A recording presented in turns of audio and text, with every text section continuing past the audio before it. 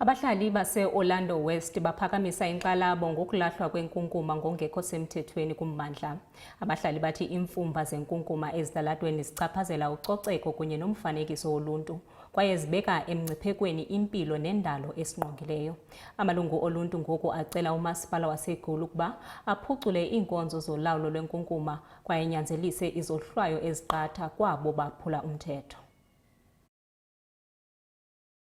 Kukhalwa ngamalungu omphakathi alahla imfucuza noma ikuphi endaweni yase-Orlando West nosekushiya izindawo eziningi zingahlanzekile.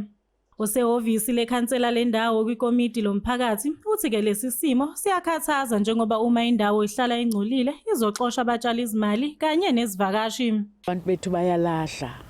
We are having a problem yokuthi iward yethu asikhona ukuthi singayikhipha clean, because the more you clean is the more the people balahla.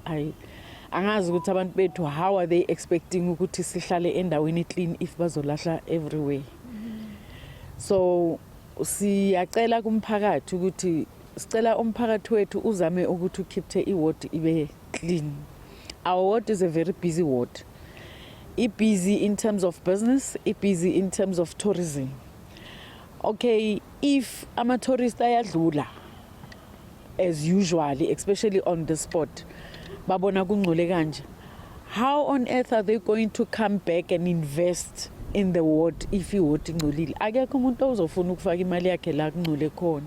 So siyacela emphakathini ukuthi as much as sifuna abantwana bethu bathola imisebenzi basebenze, sizama ukuthi sidonse ama-stakeholders. How are we going to pull ama-investors endaweni engcolile?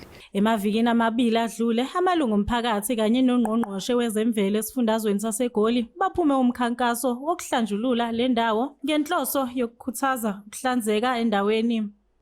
Ezindabeni zeSoweto TV, ngikunokulunga Mthembu ngise-Orlando West.